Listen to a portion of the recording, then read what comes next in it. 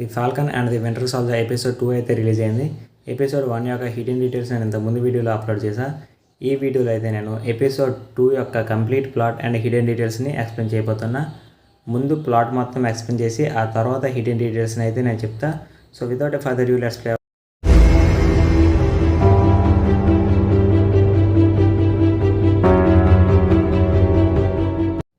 ఈ episode John వాకర్తో start అవుతుంది. John walker అంటే కొత్త కెప్టెన్ అమెరికా. సో బేసిక్గా జాన్ వాకర్ తను చిన్నప్పుడు చదువుకున్న స్కూల్ దగ్గరికి వెళ్తాడు. అండ్ ఈ సీన్లో జాన్ వాకర్ తన గర్ల్ఫ్రెండ్తో మాట్లాడతాడు. అండ్ దాని తర్వాత ఒక కొత్త క్యారెక్టర్తో మాట్లాడతాడు. అండ్ ఆ క్యారెక్టర్ పేరు లేమర్ హాస్కిన్. ఈ లేమర్ హాస్కిన్ గురించి చెప్పాలంటే ఒక చిన్న డీటెయిల్ అయితే ఉంది. అది నేను ఈ ఎపిసోడ్ లాస్ట్లో చెప్తా. సో ఇప్పటికైతే తన పేరు హాస్కిన్స్, ఆ విషయం మాత్రమే గుర్తుంచుకోండి. బేసిక్గా జాన్ వాకర్ తన చిన్ననాటి స్కూల్కి ఎందుకు వెళ్తారంటే ఒక చిన్న ఇంటర్వ్యూ ఇవ్వడం కోసం. ఆ ఇంటర్వ్యూలో చాలా టాపిక్స్ని అయితే మాట్లాడతారు. అది మీరు ఎపిసోడ్ చూస్తే అర్థమైపోతుంది. అండ్ ఆ ఇంటర్వ్యూ ఎందుకంటే తన యొక్క ప్రమోషన్ గురించి అనమాట. అంటే జాన్ వాకర్ కొత్త కెప్టెన్ అమెరికా అని అందరికీ తెలియడం కోసం అని చెప్పేసి ఆ ఇంటర్వ్యూ. అండ్ ఆ ఇంటర్వ్యూని బక్కీ బాన్స్ చూస్తాడు. సో బక్కీ చూసిన తర్వాత కెప్టెన్ అమెరికా షీల్డ్ని వేరే ఒక అతను పట్టుకోవడం తను జీర్ణించుకోలేడు.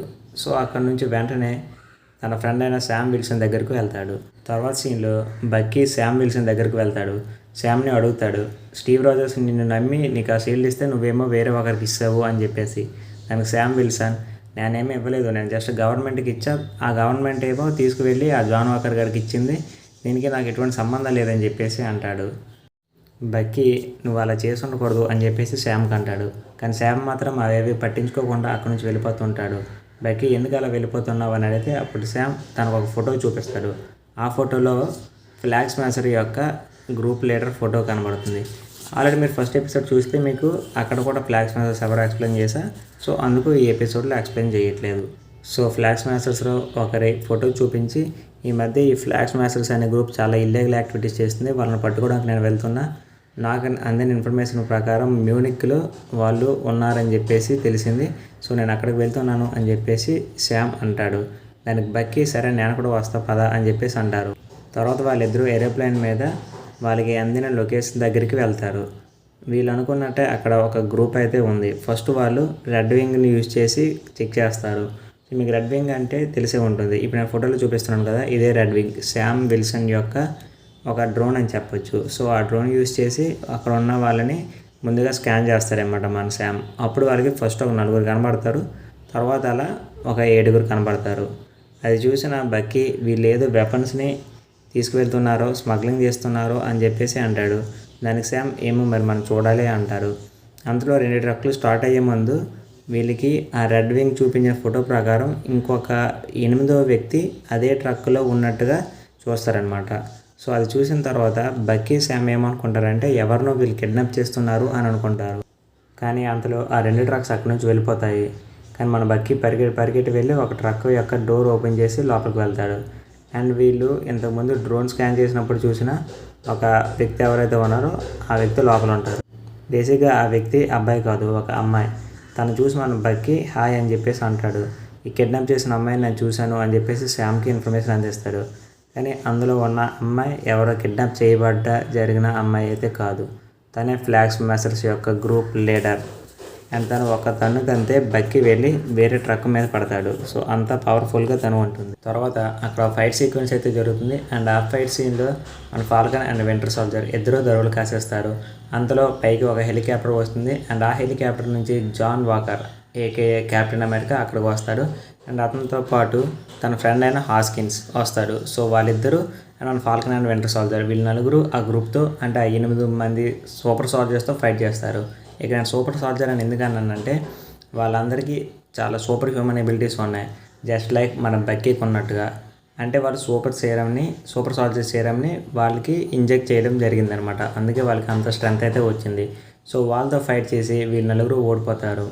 ఆ ఫైట్ సీక్వెన్స్ నుంచి ముందుగానే మన ఫాల్కన్ అండ్ వింటర్ సోల్జర్ బయటకు వచ్చేయడం జరుగుతుంది. అది ఎందుకన్నది మీరు ఆ ఎపిసోడ్ చూస్తే అర్థమవుతుంది. అండ్ ఆ తర్వాత మన కెప్టెన్ అమెరికా అండ్ హాస్కిన్స్ వీళ్ళిద్దరూ బయటికి రావడం జరుగుతుంది. సో తర్వాత మన ఫాల్కన్ అండ్ వింటర్ సోల్జర్ వీళ్ళిద్దరూ నడుస్తూ మాట్లాడుకుంటూ వెళ్తారనమాట. అనవసరంగా వేరే వాళ్ళకి ఈ సీల్డ్ ఇవ్వడం జరిగిందని. అండ్ నెక్స్ట్ ఇప్పుడు మనం ఫైట్ చేసిన 8 సూపర్ సోల్జర్స్ వారికి సూపర్ సోల్జర్ సీరం ఎక్కడి నుంచి వచ్చిందో తెలియట్లేదు అని చెప్పేసి మాట్లాడుకుంటూ ఉంటారు. అండ్ అంతలో అక్కడికి కెప్టెన్ అమెరికా అండ్ హాస్కిన్స్ వీళ్ళిద్దరూ ఒక ట్రక్ మీద రావడం జరుగుతుంది. అండ్ ఆ తర్వాత జాన్ వాకర్ మీ ఇద్దరు ఎలానో నడుస్తున్నారు కదా, లిఫ్ట్ ఇవ్వాలా అని అడుగుతాడు. కానీ వీళ్ళిద్దరు మాత్రం వాళ్ళ యాటిట్యూడ్ చూపిస్తారు. దానికి జాన్ వాకర్ ఇంకో 20 మైల్స్ నడిస్తే కానీ మీరు ఎయిర్పోర్ట్కి రీచ్ అవ్వలేరు, ఎయిర్ప్లేన్కి రీచ్ అవ్వలేరు అని చెప్పేసి అంటాడు. అప్పుడు వీళ్ళిద్దరు చేసేది లేక ఆ వ్యాన్ ఎక్కుతారు, ఆ జీప్ ఎక్కుతారు. అండ్ ఆ జీప్ వెనకాల వీళ్ళు నలుగురు మాట్లాడుకోవడం జరుగుతుంది. అండ్ ఆ కన్వర్జేషన్లో ఏం జరిగిందనేది మీరు ఎపిసోడ్ చూసి అర్థమవుతుంది. అండ్ ఆ కన్వర్జేషన్ ఎండ్ అయ్యేసరికి మన బక్కీ అండ్ శామ్ విల్సన్ వాళ్ళిద్దరూ ఆ జీప్ నుంచి దిగిపోయి ఏరోప్లేన్ వైపు నడుచుకుంటూ వెళ్ళిపోతారు. నెక్స్ట్ సీన్లో ఫ్లాగ్ స్మాషర్స్ గ్రూప్ వేరే ఒక ర్యాండమ్ వ్యక్తి ఇంటికి వెళ్తారు. అండ్ అక్కడ మనం దాన్ని బట్టి అబ్జర్వ్ చేయొచ్చు ఫ్లాగ్ స్మాషర్స్ గ్రూప్ని చాలామంది ఫాలో అవుతున్నారు అని చెప్పేసి. ఆ ర్యాండమ్ వ్యక్తి ఈ ఫ్లాగ్ స్మాషర్స్ గ్రూప్కి పడుకోవడానికి బెడ్స్ని అండ్ తినడానికి ఫుడ్ని ఇస్తాడు. ఆ తర్వాత అక్కడే ఫ్లాగ్ స్మాషర్స్ గ్రూప్ మాట్లాడుకుంటూ ఉంటారు. ఆ టైంలో ఫ్లాగ్ స్మాషర్స్ గ్రూప్ లీడర్ అయిన ఆ అమ్మాయి పేరు కార్లీ. ఆ కార్లీకి ఒక చిన్న మెసేజ్ వస్తుంది. ఆ మెసేజ్లో ఏమని వస్తుందంటే, you took what was mine, I'm going to find you and kill you. అంటే నువ్వు నాకు చెందిన దాన్ని నువ్వు తీసుకున్నావు, సో నేను నిన్ను కనిపెట్టి చంపేస్తా అని చెప్పేసి ఆ 2 మెసేజ్లు వస్తాయి. అండ్ అక్కడతో ఆ సీన్ కట్ అవుతుంది. తర్వాత సీన్లో బక్కీ బార్న్స్ అండ్ శామ్ విల్సన్ ఇద్దరు ఏరోప్లేన్లో మాట్లాడుకుంటూ ఉంటారు. అప్పుడు శామ్ విల్సన్ అంటాడు, ఈ సూపర్ సోల్జర్స్ ఎక్కడి నుంచి వచ్చారు, ఇప్పుడు మళ్ళీ ఆ సూపర్ సోల్జర్ సీరం ఎక్కడదే అని చెప్పేసి.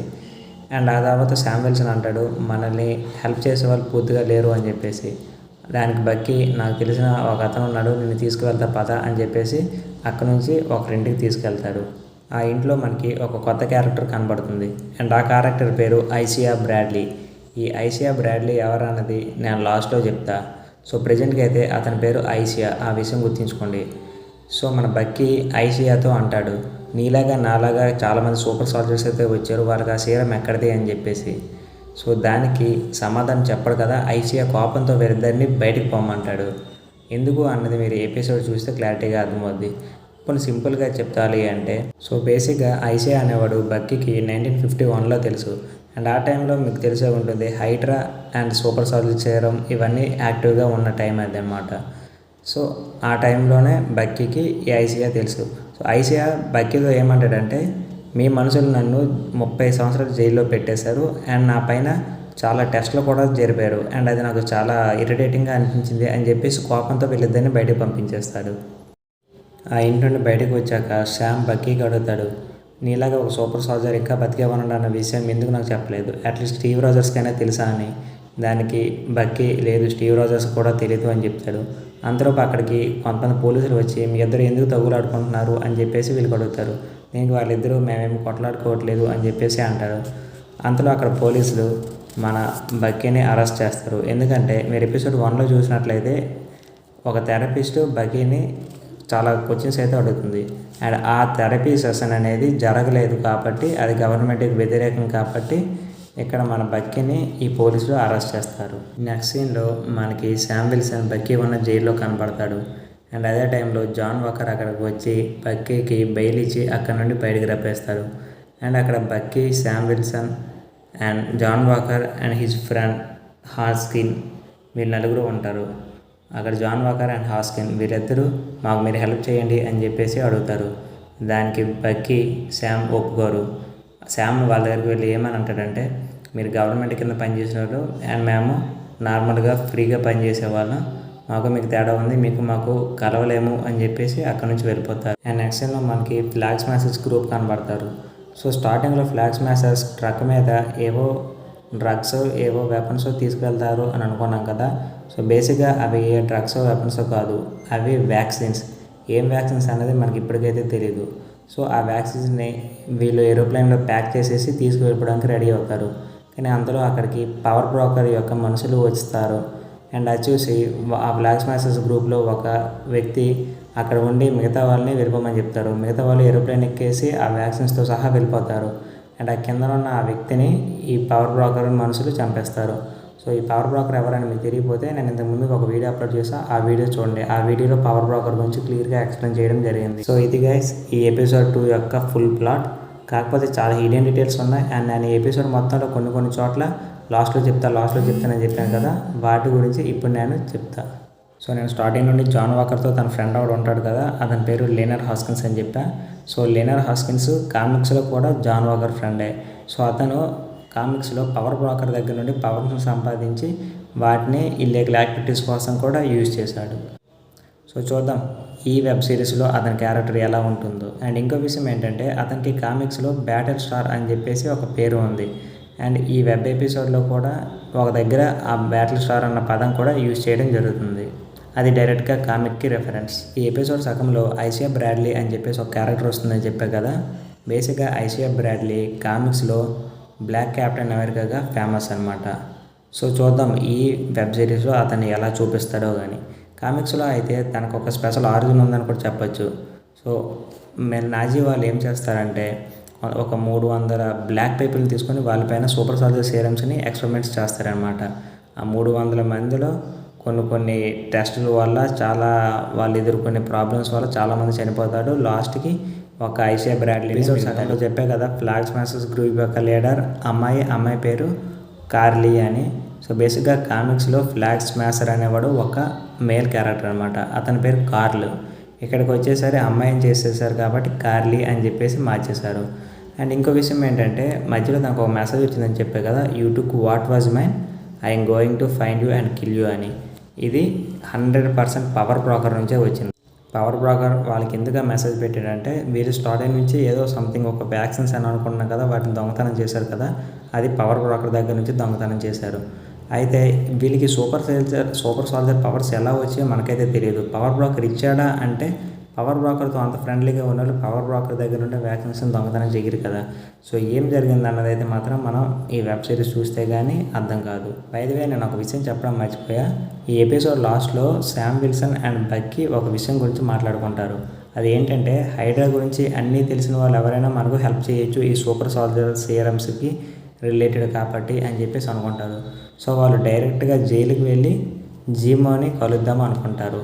అండ్ లాస్ట్లో జీమో యొక్క ఫేస్ రివీల్తో మనకి ఈ ఎపిసోడ్ ఎండ్ అయిపోతుంది. సో ఇంతే గైస్ ఈ వీడియోకి. సో ఈ వీడియో మీకు నచ్చిందని నేను అనుకుంటున్నా. నచ్చితే లైక్ చేయండి, మన ఛానల్ సబ్స్క్రైబ్ చేసుకోండి, అండ్ ఈ వీడియోని అందరికీ షేర్ చేయండి.